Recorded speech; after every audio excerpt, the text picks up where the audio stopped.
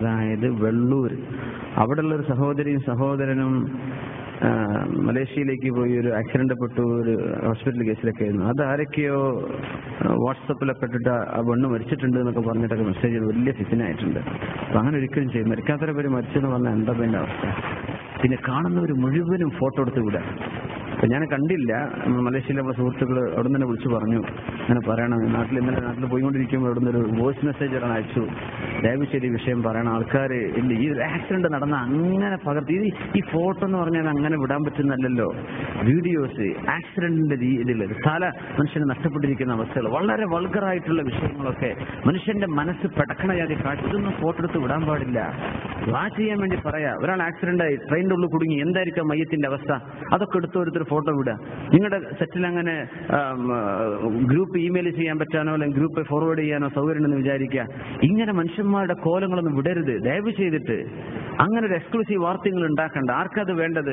ദുആ ചെയ്യാൻ വേണ്ടി പറയാം. മനുഷ്യന്റെ ശരീരത്തിന്റെ ഹുർമത്തില്ലേ, ആ ഹുർമത്ത് പാലിക്കണ്ടേ? വികൃതമായ രീതിയിൽ ആക്സിഡന്റ് ഒക്കെ നടക്കുമ്പോൾ അങ്ങനെ മയ്യത്തിന്റെ ഫോട്ടോ ഒക്കെ മോർച്ചറിന്ന് ഇവരെടുത്ത് വിടുക. അങ്ങനെയൊന്നും ചെയ്യരുത് ദയവ് ചെയ്തിട്ട്. മനുഷ്യന്മാർക്ക് പറഞ്ഞു കൊടുക്കുക, അങ്ങോട്ട് വിടുകയാണ് ഫോട്ടോ വിടുക, എനിക്ക് കിട്ടി, ഞാൻ എക്സ്ക്ലൂസീവ്. ആരൊക്കെ ഇവിടെ മത്സരം? മനുഷ്യന് ഇസ്സത്തില്ലേ? മനുഷ്യന്റെ ശരീരത്തിന് ഇസ്സത്തില്ലേ? ഒരാൾക്കൊരു അഭിമാനമില്ലേ? ഈ പെണ്ണിന്റെ വിഷയം ഹോസ്പിറ്റലിൽ പോയവരൊക്കെ ഫോട്ടോ എടുത്ത് വിടാന്ന് പറഞ്ഞു. അങ്ങനെ ചെയ്യാൻ പാടില്ല ദയവ് ചെയ്ത്. മരിക്കാത്തവരും മരിച്ചു എന്ന് പറയാ, റോങ് മെസ്സേജോ റൂമറുകൾ സ്പ്രെഡ് ചെയ്യിക്കുക, അതൊക്കെ വളരെ വളരെ heinous act. You should never do it. Allah കാത്ത് രക്ഷിക്കുമാറാകട്ടെ. ഈ വാട്സപ്പൊക്കെ ഉപയോഗിക്കുന്നവർ ശ്രദ്ധിക്കുക, വെറുതെ എന്ത് ചെയ്യരുത്, ഇത്തിരി ഫസാദ് വലിച്ചെടുക്കുക, അതൊക്കെ ഭയങ്കര കുറ്റകരമാണ്. അത് ഏത് വീഡിയോ ആകട്ടെ.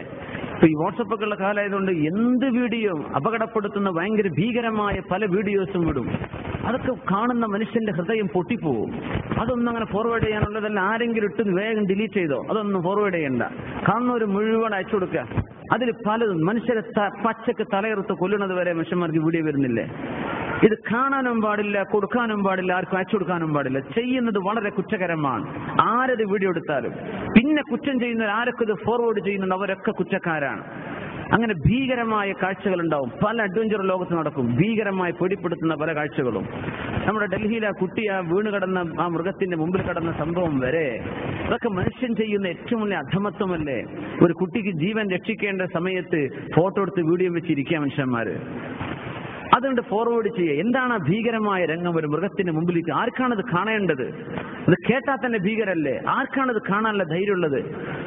ദുആ ചെയ്യേണ്ട വിഷയം ദുആ ചെയ്യണം. ഇങ്ങനെയൊക്കെ സംഭവിച്ചിട്ടുണ്ടെന്ന് മാത്രം എഴുതി വെക്ക്. ടൈപ്പ് ചെയ്യാൻ പറ്റൂല, നീ ഒന്നും ചെയ്യണ്ട. ഫോട്ടോകളും വീഡിയോകളും വിടരുത്. മനുഷ്യനെ വേദനിപ്പിക്കുന്ന, മനസ്സ് പൊട്ടിക്കുന്ന സംഗതികൾ ചെയ്യരുത് ദയവ് ചെയ്തിട്ട്. എല്ലാവരും മനസ്സിലാക്കണം, ഇതൊക്കെ ദുരുപയോഗം ചെയ്യരുത്. അല്ലാഹു കാത്ത് രക്ഷിക്കുമാർ.